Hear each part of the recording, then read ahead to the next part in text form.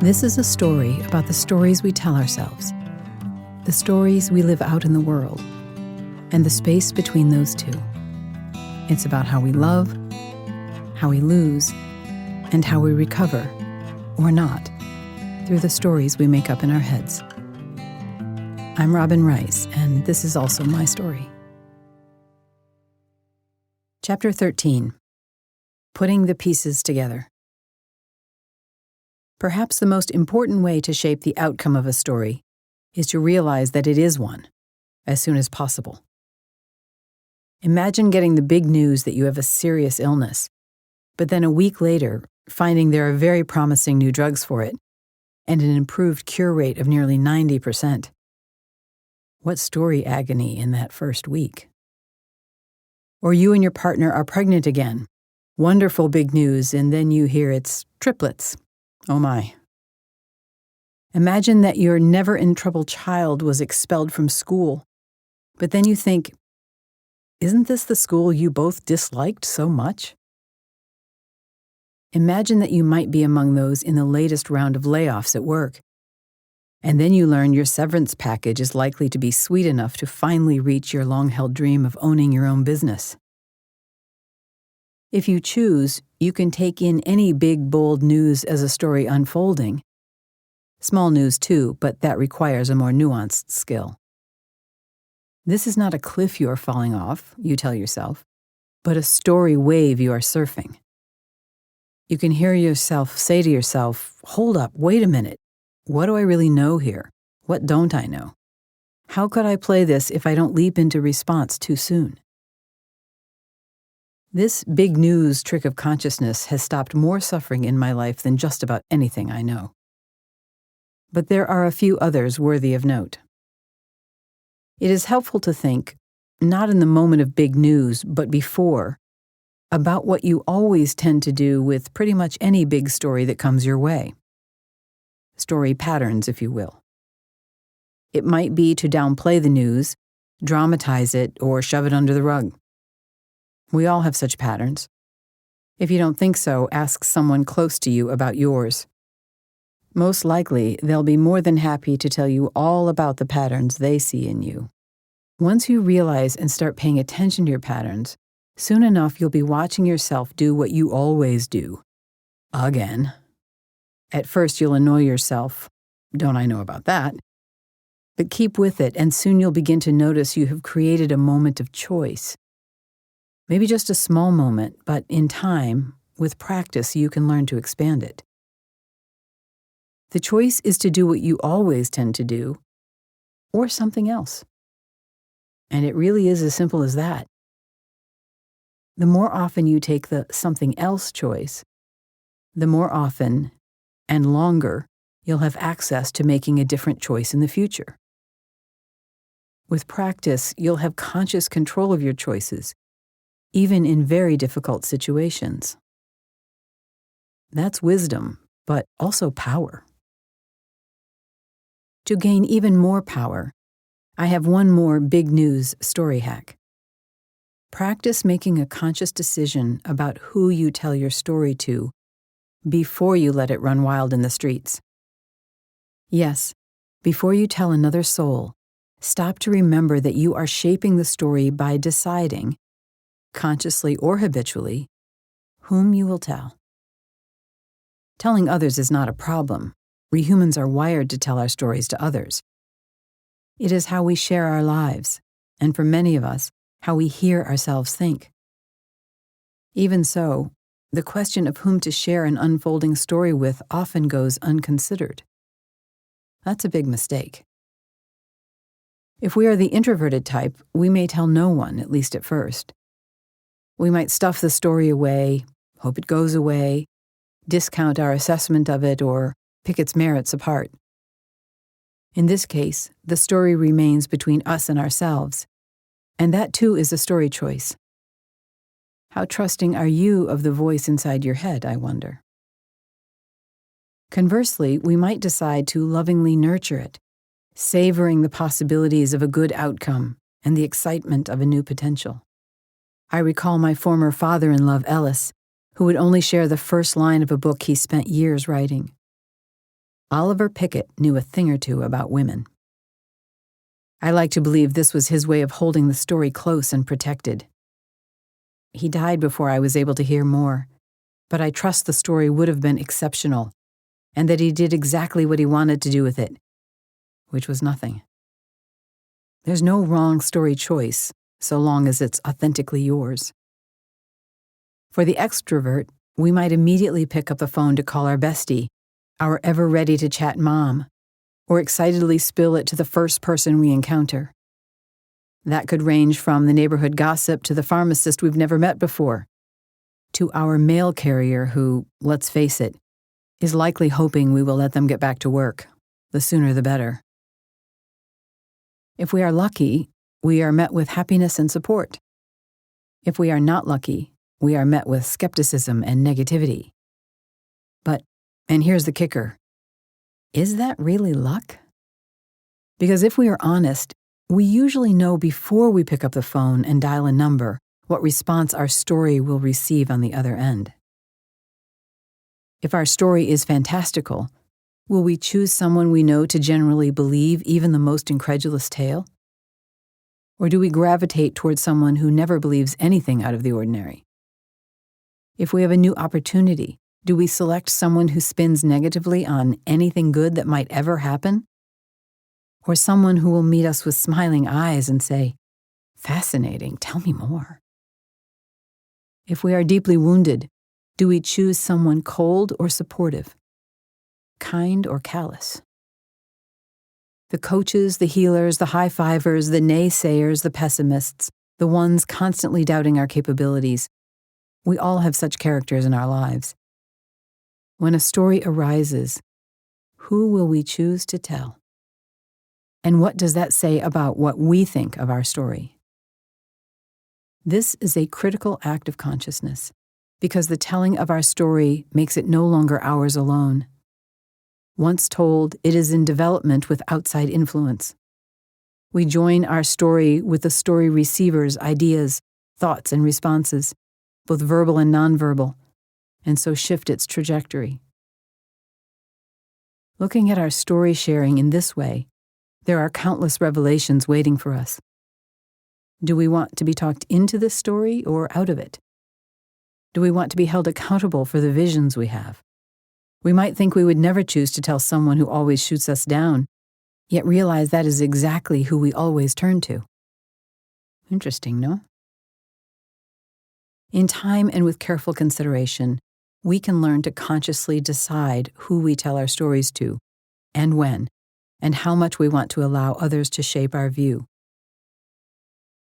I wasn't particularly aware of this the day before my awakening, but I was remarkably so the day after.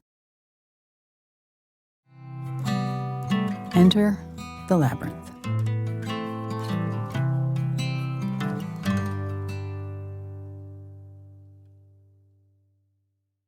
On the morning of November 16th, 1997, the sun rose in a way it never had before.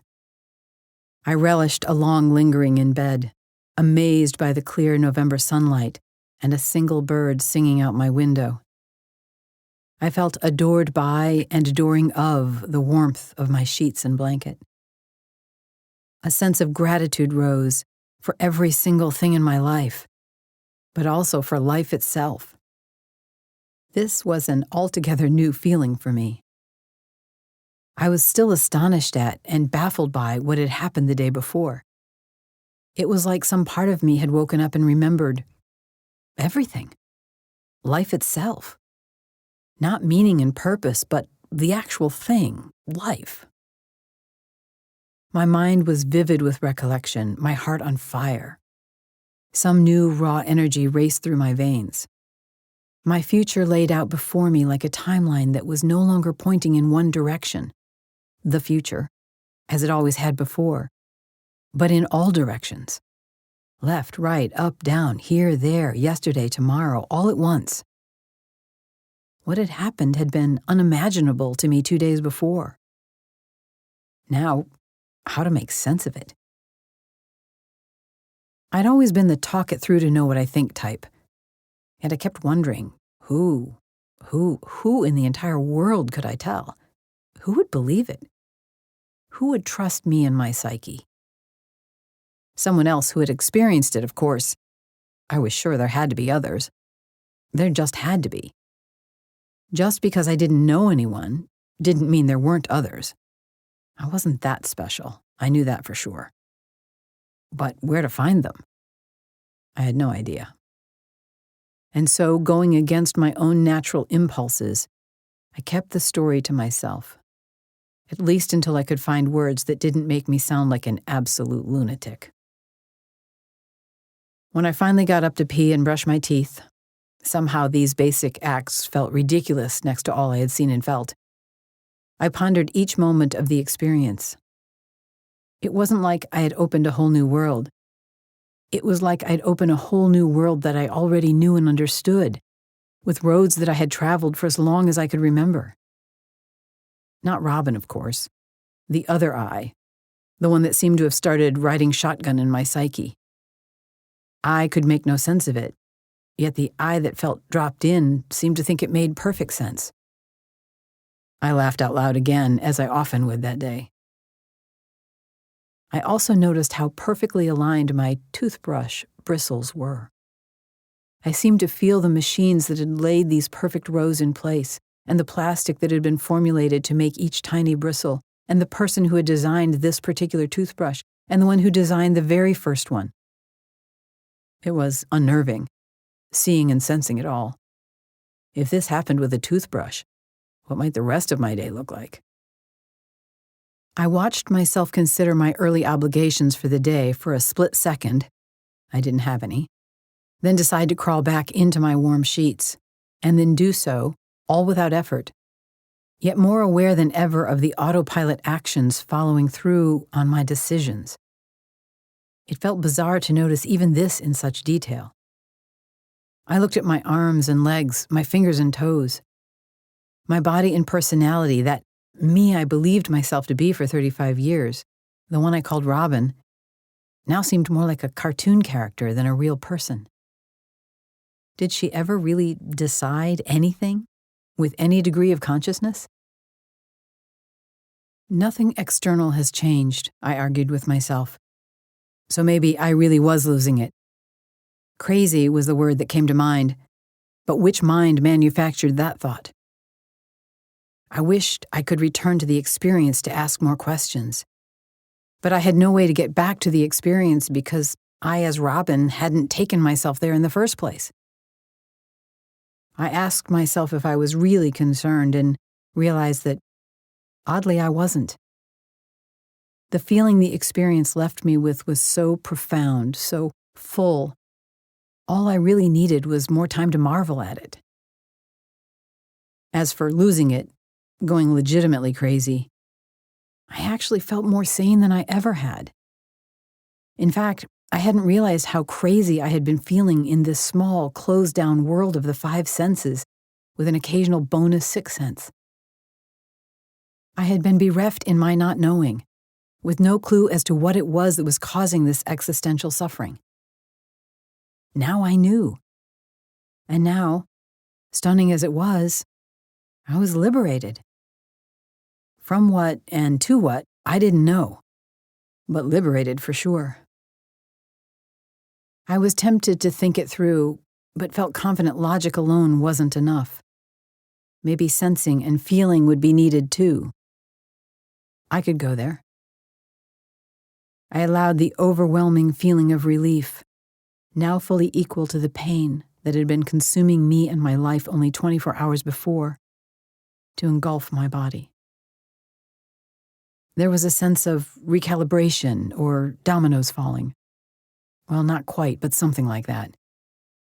So this wasn't only something that had happened, but also something that was still happening? Really? I tried to focus on my many stories of pain, for example, but in response, I watched so much of my history just, what? Drop away? Not quite. I could remember everything. It was just that none of it seemed to matter anymore. My childhood losses, my lost lovers, my sense of aloneness, All those feelings were shifting. Yes, that's a word I could use. They were shifting, in nature, tone, and tenor. They were not the same. I was not the same. Again, the word liberated rose to mind. So I tested myself. My father, the infamous David Rice, not that important. Old news, really. He was only one human being among billions, on a planet among billions of planets. Ricky's suicide? Sad, yes, but no longer fully tragic. Because if that world existed, then surely he did too somewhere.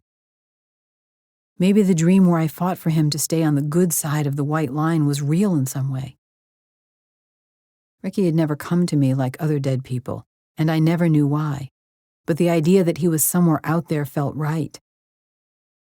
After my awakening, I guess we could call it that, I could imagine him standing right beside me. That took no God, no philosophy, just accepting the feeling of right. It felt as if the secondary me, whatever we were to call her, was she even a her, agreed. Another wave of relief and inner laughter had me rolling in my bed. Finally, it felt good to be alive. Not manic, just good, here, now. Liberation! I screamed in delight. My divorce came to mind. I laughed harder. Completely immaterial, I yelled into the bright air surrounding me, like I just lapped a great competitor and landed a victory. Roxanne? Nell? Joanne? A forever ago now, and as if those deaths had happened in someone else's life. They now read more like a storybook I could open or close. Opened, I could remember and feel sad. Closed, which was an option. Beauty eclipsed it all. How small, how tiny, how infantile our stories, yet how we cling to them.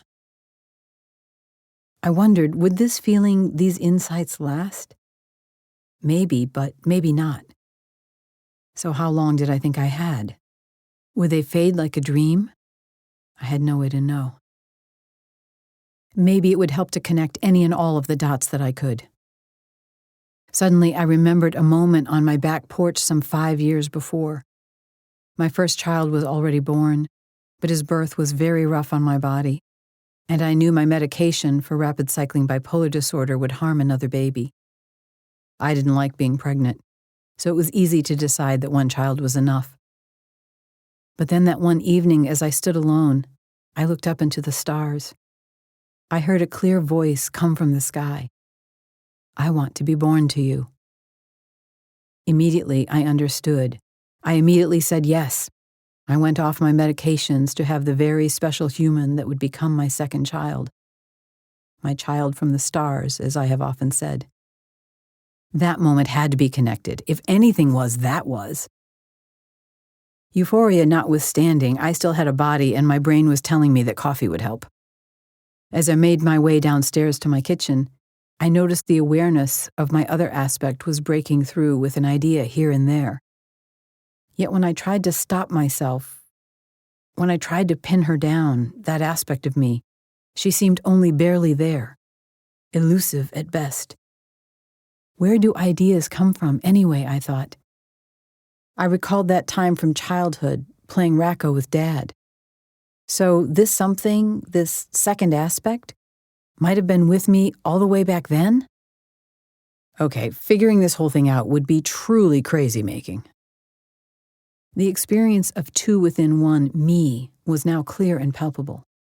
Two separate and distinct aspects were living within my awareness, like two sets of eyes to look out of. One set of eyes, metaphorically of course, seemed set to fire off the habitual Robin I'd always known, while the other offered a new perspective. The second part felt essentially different in style and tone.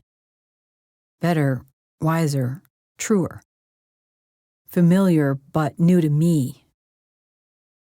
I could almost hear myself talking to myself in two different voices in my head, yet never once did I feel there were two distinct beings within me. It was like the white and the wet of milk, simultaneous, with both true yet distinct. There was only one personality so far as I could tell. Either that or the other aspect was perfectly at peace and at one with all things Robin style. No arguments were going on. So maybe the newer aspect was beyond personality. Yes, that felt right. Yet how did this add up to being only one me? Not sure, I thought, but this is definitely not the shit you're going to share with your psychopharmacologist. The fact that I knew that much indicated some kind of sanity, right? I asked the second aspect of me if she had any wisdom. Reject nothing, I heard. Not sure what to do with that, I thought in reply. I went to the window to see if I felt one aspect more than the other as my location changed. Could I see more clearly through one set of eyes here or there? No, it wasn't like that. Everything seemed the same. I went to the front door and walked in and out of it. Same. I got on my belly to look around, a trick in perspective I'd learned back in improv theater. Both aspects were persistent and consistent. No quick turn of the head jarred the new aspect any more than the Robin aspect.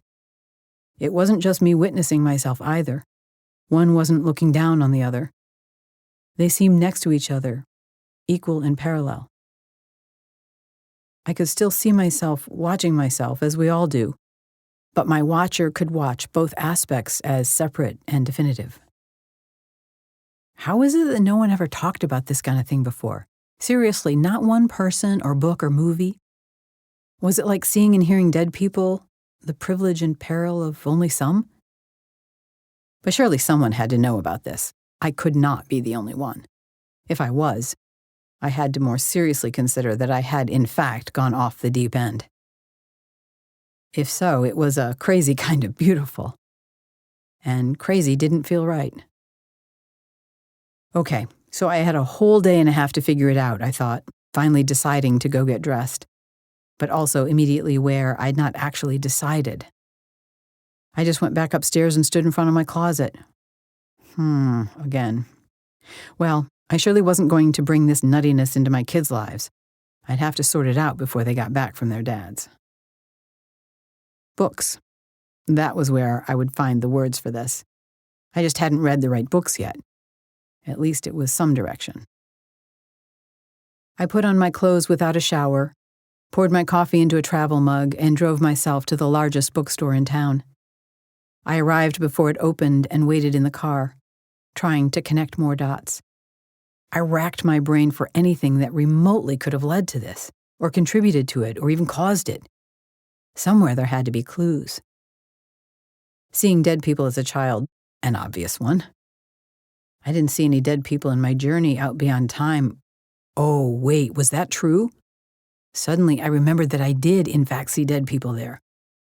I couldn't remember who they were, but there was a memory there, somewhere in my brain. My heart sank as I realized I'd already forgotten more of what I'd seen in my wild ride than what I remembered, probably by a significant magnitude. All the more important to nail down all I could. Another dot was all the times I had lost time in my life. In the bathtub, in front of the window. Hours went by without me being aware of where I'd actually gone. I assumed I'd gone nowhere in particular, but what if I went where I went in Belruth's class? Had I gone and not remembered? If so, why did I remember this time? It never felt like I was daydreaming. I remembered reading about disassociation in college, and, though plausible, it didn't feel like that to me. More, it seemed a deep state of concentration or contemplation, which was strange for a kid, but I was strange. Either way, why wouldn't I have remembered what happened if it was anything like what happened in my experience? What about that day under the tree as a teen, the one that took me from near silence to nonstop talking? I'd come to chalk it up as the onset of my rapid cycling bipolar disorder, given the timing. But I'd seen a different kind of light in that tree. Come to think of it, that light felt a lot like some of the feelings I'd had the day before. Like the energy around the stars had been made of something similar. Smaller in magnitude under the tree, but similar in nature.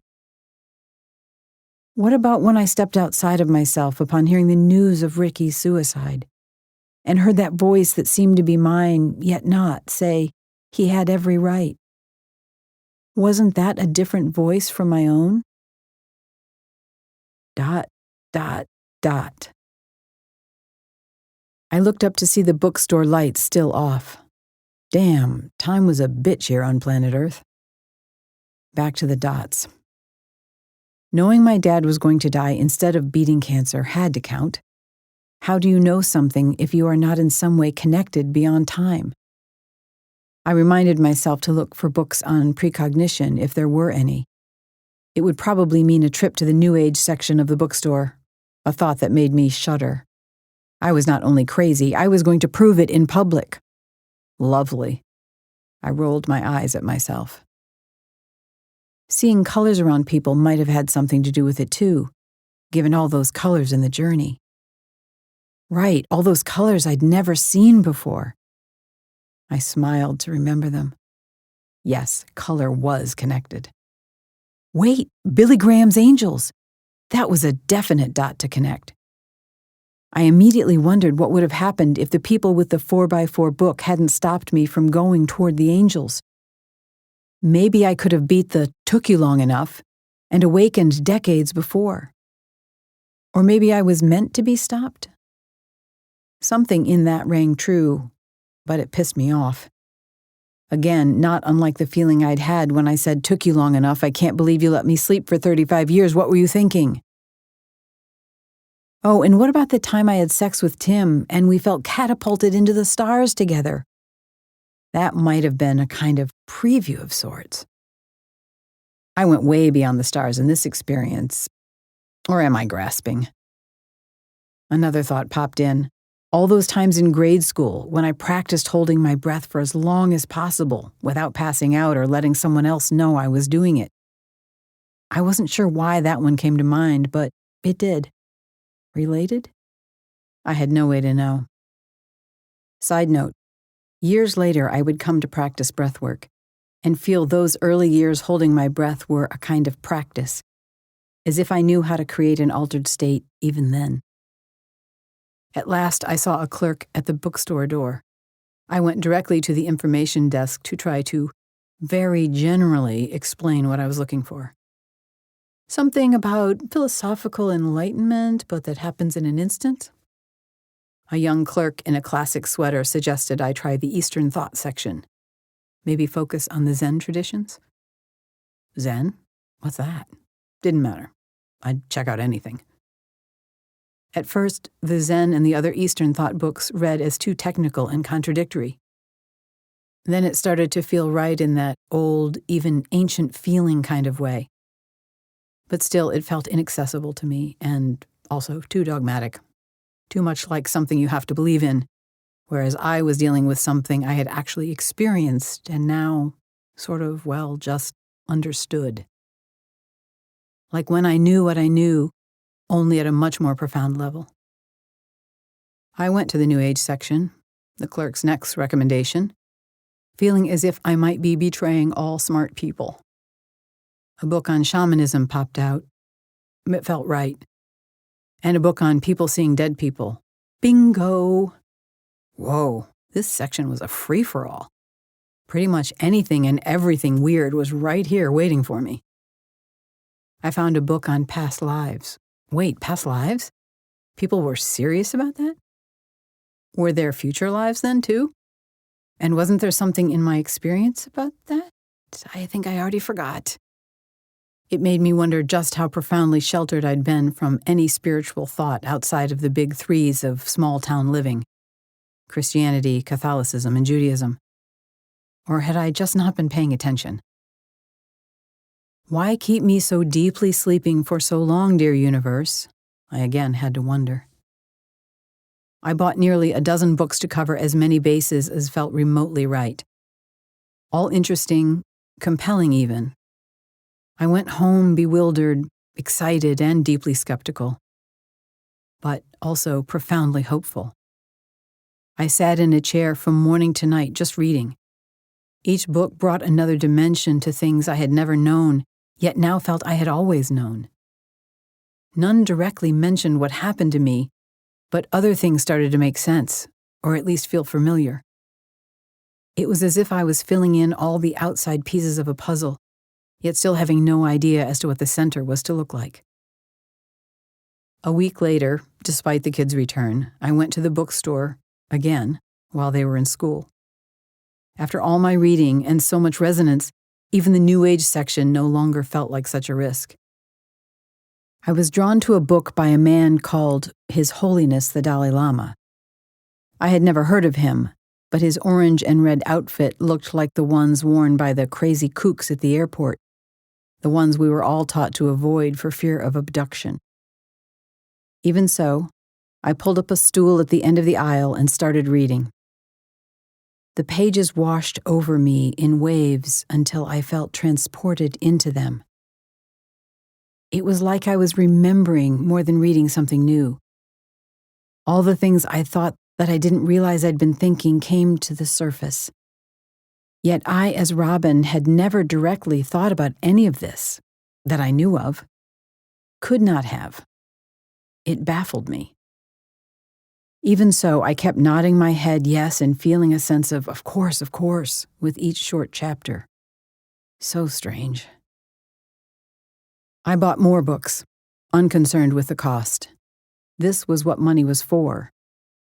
2 books about the Lama guy, despite the urge to buy even more, and another on Sufism. Another one on Zen, and then one on Zen plus archery.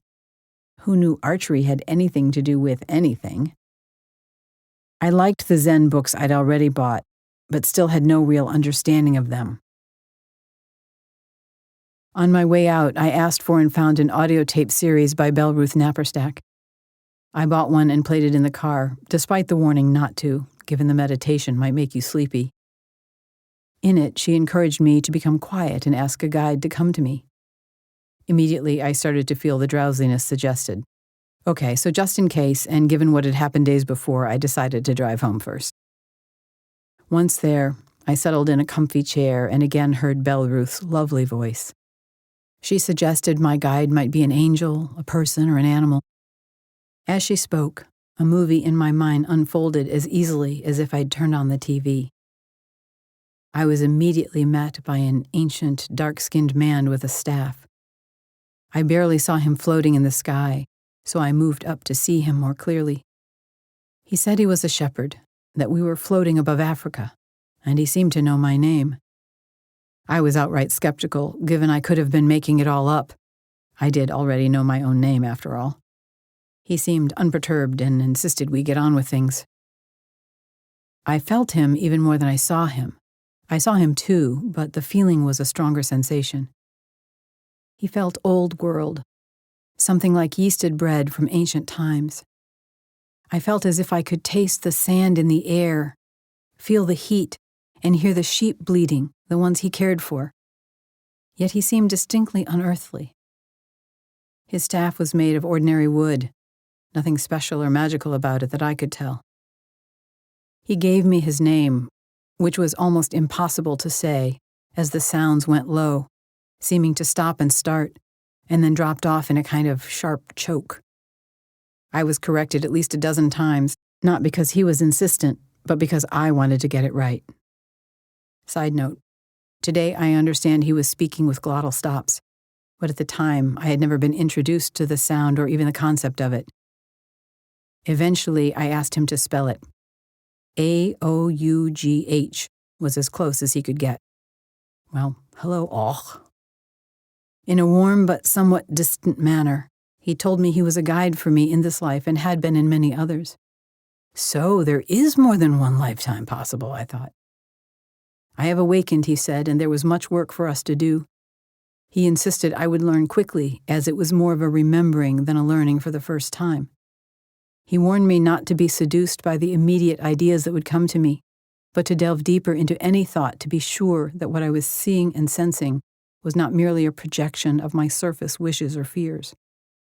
My education would progress quickly, with most things coming into my unconscious awareness first, then rising to the surface. In the meantime, I was to trust him and the other guides who would come, but only those I felt drawn to and sensed I could trust. If you ask, they will tell you if they are your guides.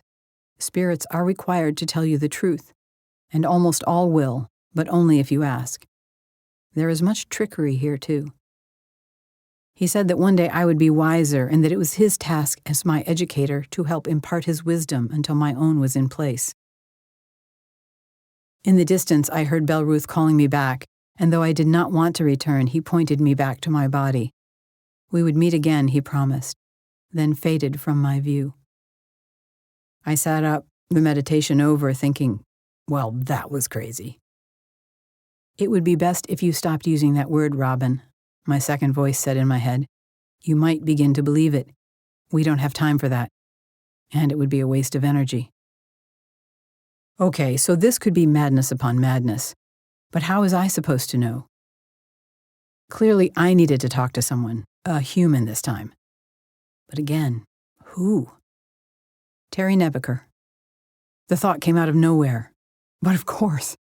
We had not spoken much since my divorce, but Terry was clearly my only choice. I dialed the phone with zero doubt she would be there, and that she would answer. She was, and she did.